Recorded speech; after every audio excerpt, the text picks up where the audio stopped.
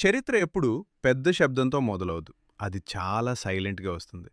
1914లో ఒకే ఒక హత్య జరిగింది. Arch Duke Ferdinand. ప్రపంచం ఏమనుకుంది తెలుసా?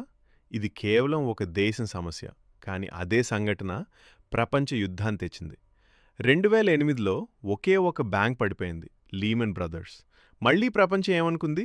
ఇది కేవలం ఒక కంపెనీ సమస్య. కానీ అదే సంఘటన ప్రపంచ ఆర్థిక వ్యవస్థనే ముంచేసింది. ఇప్పుడో ప్రశ్న.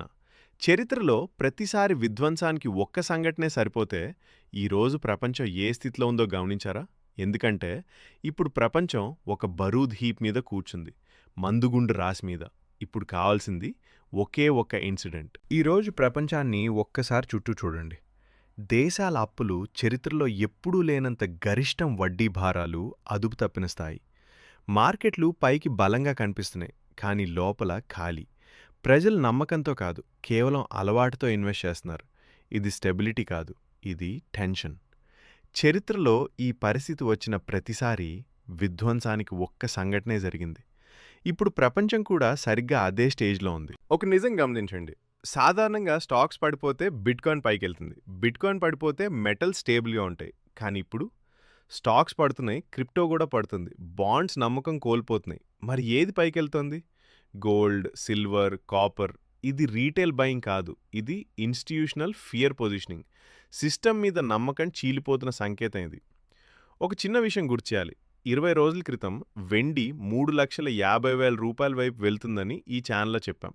ఈరోజు వెండి 3,28,000 దగ్గరుంది. ఇది అంచనా కాదు, ఇది చరిత్రలో పదే పదే పనిచేసిన ప్యాటర్న్. ఇప్పుడు మ్యాప్ వైపు చూడండి. ఒకవైపు అమెరికా, గ్రీన్లాండ్ ఇష్యూ, మరోవైపు మిడిల్ ఈస్ట్లో ఇరాన్ టెన్షన్. షిప్పింగ్ రూట్స్ అన్నీ ప్రమాదంలో ఉన్నాయి. ప్రతి దేశం కేవలం ఎనర్జీ ఆధిపత్యం కోసమే పోటీ పడుతోంది. చరిత్రలో ఒక విషయం స్పష్టం. ఎప్పుడైతే భూభాగం మీద ఆసక్తి పెరుగుతుందో అప్పుడే యుద్ధ మేఘాలు కమ్ముకుంటాయి. యుద్ధం రావాలంటే బాంబులు పడాల్సిన అవసరం లేదు, ముందు మార్కెట్ షేక్ అవుతాయి. ఇది కూడా అదే దశ. 1875లో శామ్యూల్ బెన్నర్ ఒక సింపుల్ ఆబ్జర్వేషన్ చేశాడు. Boom, peak, bust. ఈ మూడు ఎప్పుడూ ఒకే రథంలో వచ్చాయి. అతను భవిష్యత్ చెప్పలేదు. అతను మానవ ప్రవర్తన ప్యాటర్న్ గుర్తించాడు. మరియు ప్రతిసారి పీక్ తర్వాత పతనానికి ఒక్క సంఘటనే జరిగింది. ఎందుకు ఒక్క సంఘటనే సరిపోతుంది? ఎందుకంటే అప్పులు ఇప్పటికే గరిష్టంలో ఉన్నాయి, మార్కెట్లు ఇప్పటికే ఓవర్ వాల్యూడ్, ప్రజలు ఇప్పటికే స్ట్రెస్లో ఉన్నారు, సిస్టమ్ ఇప్పటికే బలహీనంగా ఉంది. అంటే ఇది కొత్త అగ్ని కాదు, ఇది ముందే మడుతున్న అగ్ని. ఇప్పుడు ఒక చిన్న నిప్పు రవ్వ తగిలితే చాలు, అంతా బగ్గుమంటుంది. నేను మీ భయం చూపించడం లేదు, నేను చరిత్ర చూపిస్తున్నాను. 1914 హత్య మాత్రమే కారణం కాదు, 2008 బ్యాంక్ మాత్రమే కారణం కాదు.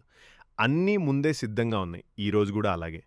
ఆ ఒక్క సంఘటన పేరు మనకు తెలీదు, కానీ స్టేజ్ మాత్రం రెడీగా ఉంది. అందుకే దీన్ని బెన్నర్ 2.0 అంటున్నాం. చరిత్రలో ఎప్పుడు 2 వర్గాలుంటాయి.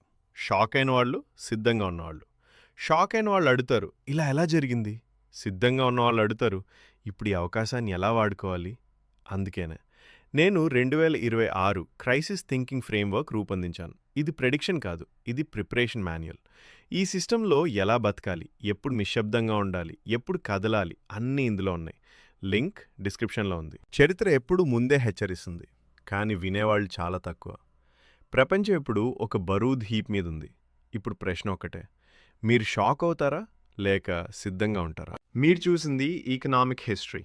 ఈ వీడియో మీకు విలువైన సమాచారాన్ని ఇచ్చిందని అనుకుంటే మర్చిపోవద్దు. సబ్స్క్రైబ్ చేయండి, లైక్ అండ్ షేర్ చేయండి. మనం నెక్స్ట్ వీడియోలో కలుద్దాం.